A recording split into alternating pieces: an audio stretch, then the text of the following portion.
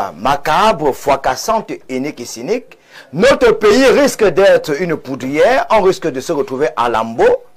Moi, je viens d'une famille... Ce sont des paroles de menace. Oui, j'ai dit, je viens d'une famille... Mon grand-père, s'il vous plaît, mon grand-père a été brûlé dans l'UPC. Moi, je suis petit-fils du PCiste, hein, vous n'êtes pas seul dans l'UPC. Je suis petit-fils du PCiste, mon grand-père a été brûlé à cause de l'UPC. À l'ouest, nous avons perdu 400 000 individus. Moi, ça m'a fait carrément... À cause des colons. Oui. Et je voudrais dire aux Camerounais que la guerre n'est pas bien. Mon grand-père a été brûlé. La guerre n'est pas bien. Il ne faut jamais souhaiter la guerre dans un pays. Regardez par exemple le cas de Madagascar. Le président croyait qu'il tenait toutes les ficelles. Qu'est-ce qui s'est passé? Il est passé en sourdine, il est déjà en France. Même les généraux lui ont dit, vraiment, tu nous as demandé de tuer des gens, mais on ne va pas tuer les populations, après on va gouverner qui? On se met du côté de la population, il est parti.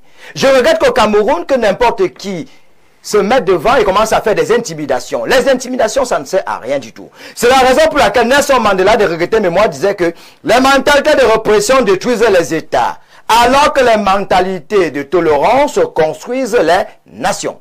On a vu par exemple le cas de la crise anglophone. Certains ont dit non, ce sont des machins, il faut aller. Il y avait quelques avocats indignés et quelques enseignants qui manifestaient leur ras-le-bol. On aurait pu laisser ces individus marcher.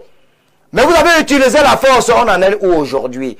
Donc je voudrais dire à ceux qui nous regardent, si vous avez eu un grand-père qui a été brûlé comme moi, si vous avez dans une contrée où 400 000 personnes sont passées des visas trépas à cause de l'UPC, comprenez que même la communication muette. Ça ne sert à rien d'intimider des individus. Oui, Thiro a tort, il a dit il a gagné, oui. Mais entre-temps, il y a certains journalistes qui sont aussi mis là, ils ont dit le président de la République a gagné. On leur a fait quoi? Pourquoi être dans un pays où quand on dit que l'autre a gagné, ça ne dérange personne? Mais quand c'est l'opposant qu'on dit qu'il a gagné, ça dérange les gens. La loi camerounaise dit que oui, on ne doit pas le faire. Vous savez, le code électoral camerounais est l'un des plus mauvais dans le monde. Hein. C'est un peu comme la Bible. La Bible, elle est mauvaise. La même Bible dit que la polygamie est bien. Exode 21, verset 10. C'est mon nom de gloire. Il faut que je me trompe. Il a dit qu'il attendait les résultats. Quand j'ai dit, le président de la République en poste, candidat à la présidentielle 2025, parce qu'il ne faut pas abrutir les téléspectateurs. Personne n'a déclaré les téléspectateurs. On attend les résultats. Je ne parle pas du président de la République. À l'obligation. Cher ami, c'est du dilatoire. Non, je vous dis qu'il y a des journalistes comme vous et moi. D'accord. Et j'ai sur la plateforme, on dit, voilà le candidat qui a réussi. Non, jamais. On parle de tir au maïs, pas de journaliste. Je suis en train de faire une digression. Cher ami, ça vous fait mal. Donnez-lui un torchon.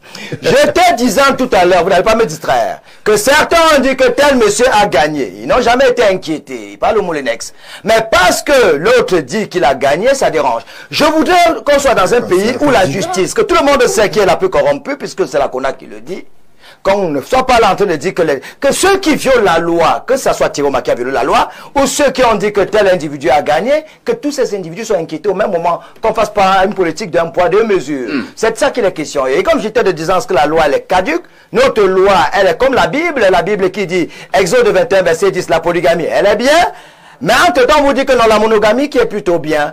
La même Bible qui vous dit que l'adultère n'est pas bien.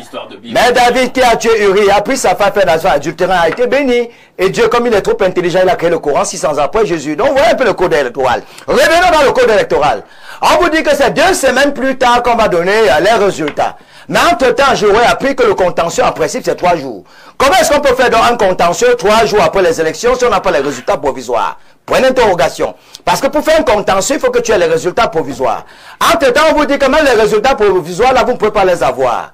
Comment donc quelqu'un peut dire qu'il a gagné s'il n'a pas tous les résultats? Merci. Hein. Point d'interrogation. Très bien. Donc, moi je me dis qu'il y a un jeu de ping-pong. C'est la raison pour laquelle le sociologue français Pierre Bourdieu disait, les gens ont écrit les lois à leur avantage au détriment des autres.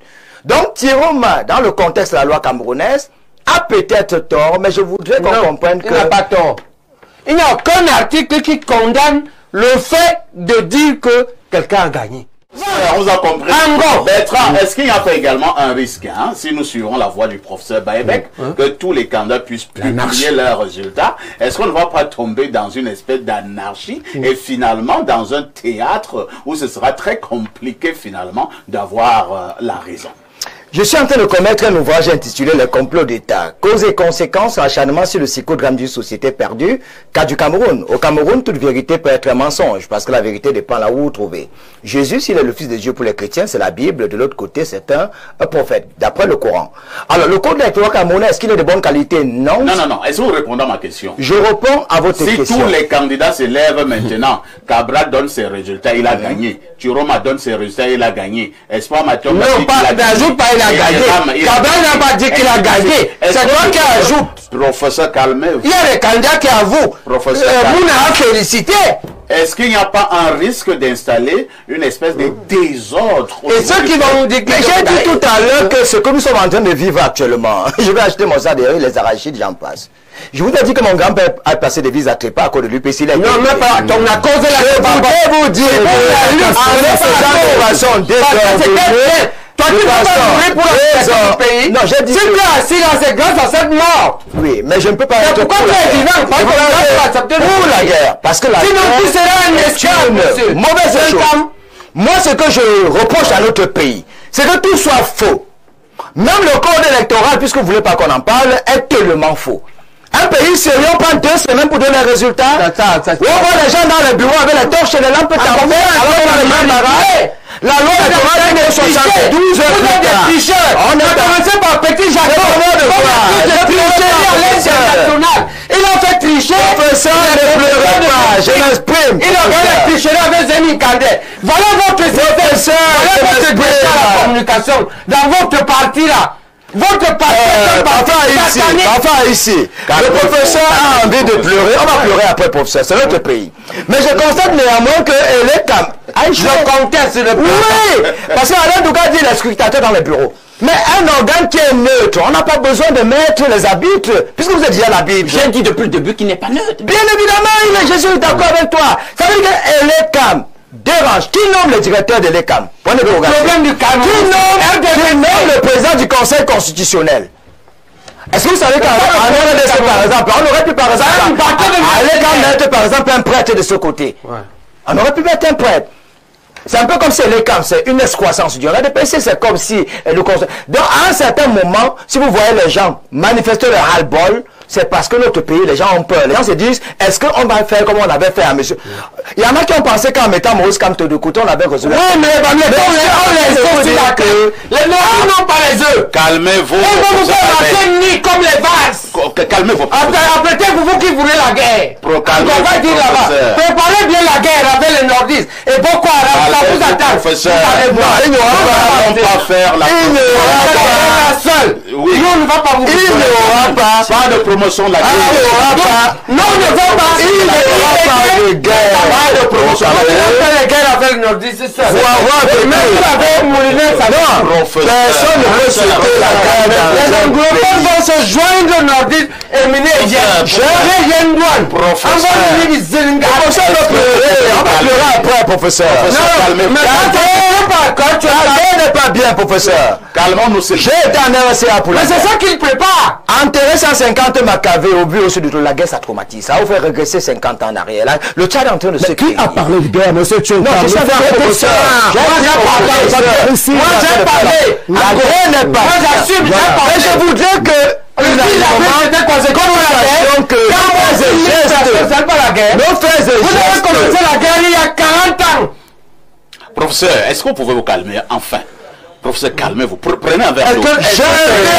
Professeur. Ne vous pas. Je suis sans me renverser. Moi, je voudrais que le Conseil constitutionnel, pour une fois, parce que l'histoire va se raconter plus tard. Hein. Vous vous souvenez de Mobutu, non? Il avait tous les noms d'oiseaux. Père fondateur, père de la nation, homme léopard.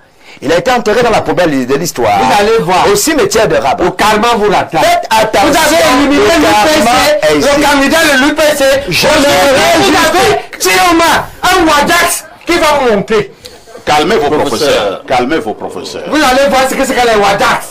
Calmez vos professeurs. Moi, le souhait que j'ai pour mon pays, c'est que mon pays soit en paix. Si c'est M. Issa Tiroma Bakare qui a gagné, il dit si.